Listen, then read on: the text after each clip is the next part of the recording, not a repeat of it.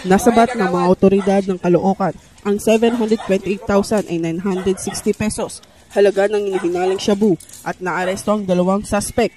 Ayon sa ulat, nasukol ang mga drug suspect matapos magsagawa ng drug bypass operation ng mga operatiba ng Caloocan Drug Enforcement Unit sa Barangay 160, Caloocan City.